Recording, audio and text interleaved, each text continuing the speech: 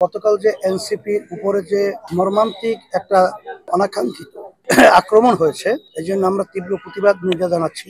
কারণ এখনো এই সভ্য দেশে 5ই আগস্টের পরে এই ধরনের আচরণগুলো আমাদের দেশে ঘটবে, এটা আমাদের চিন্তা এবং কল্পনার বাহিরে ছিল।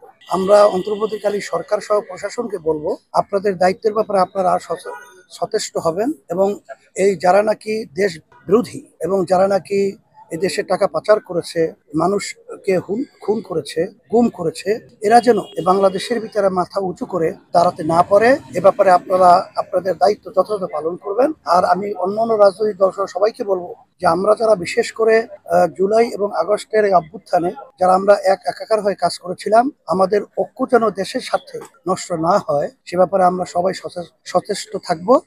বান্ডেল থাকলে প্রতি সেনমানিতে টাকা বাঁচবে। বিকাশ সেনমানি বান্ডেল কিনে জিতুন প্রতি লেনদেনে। যেহেতু তারা ওখানে যাবে আর ওখানে স্পর্শকাতর একটা জায়গা গোপালগঞ্জ, আইন শৃঙ্খলা বাহিনী আরো তাদের দায়িত্বটা আরো ভালোভাবে পালন করার ব্যাপারটাই আমরা আসলে চিন্তা করছিলাম, কিন্তু সে ব্যাপারে আমরা দুর্বলতা দেখেছি। কি কারণে তারা এই দুর্বলতা দেখিয়েছে, এটা আমরা যারা নাকি দায়িত্বে আছে তারা এই ব্যাপারটা গুরুত্ব সহকারে দেখবে।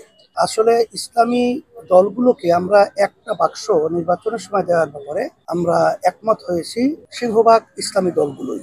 আর যারা নাকি দেশপ্রেমী এবং মানবতা প্রেমিক রয়েছে তাদেরকেও নিয়ে আমরা যারা সামনে একাত্রিত হয়ে দেশ গড়তে পারি, এইভাবে একটা নির্বাচনী সমঝোতা আমাদের হওয়ার মতো একটা পরিবেশ তৈরি হয়েছে এবং আশা করি আল্লাহর রহমতে হবে। 5ই আগস্টের পরে আসলে আমরা যে দেশটা চেয়েছিলাম, কিছু স্বার্থান্বেষী মহল তারা চাঁদাবাজির মাধ্যমে এবং বিভিন্ন জায়গা দখল এবং স্টেশন দখল সহ কেস বাণিজ্য সহ এই নৈরাজ্যতা তারা সৃষ্টি করেছে। কে বা কারা, এটা তো আমাদের কাছে সকল কাছে পরিষ্কার। তাই সে ব্যাপারটা তো আমরা যৌক্তিক আলোচনা সমালোচনা এটা করতেই হবে। এটা যদি না হয় তাহলে তো দেশ সুন্দর একটা পরিবেশ থাকবে না।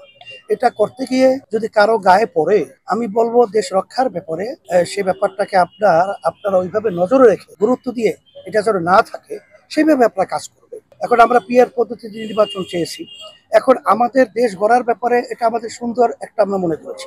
আপনাদের পদ্ধতি আগের নিয়মে আপনারা বলেছেন, কিন্তু আগের নিয়মে নির্বাচনে সেখানে তো দিনের ভোট রাতে হয়েছে, সেখানে তো জনগণ ভোট দিতে পারে নাই এবং ফ্যাসিস্ট চরিত্রের সরকার তৈরি হয়েছে, এককভাবে দেশ পরিচালনার দায়িত্ব নিয়েছে। আর পিআর পদ্ধতির মাধ্যমে প্রতিটা ভোটারে তাদের মূল্যায়ন হবে এবং এককভাবে ক্ষমতা নেওয়ার মতো সুযোগ থাকবে না। এই জন্যই আমরা এই প্রস্তাবটা দিয়েছি। আর এটা 91টা দেশের মতো এই পদ্ধতি চলছে, এটা তো নতুন কিছু নয়। এটা বলায় যদি কেউ তার গায়ে বাঁধে, এটা আমরা বলবো যে ব্যক্তি দলের চেয়ে দেশের স্বার্থটাকে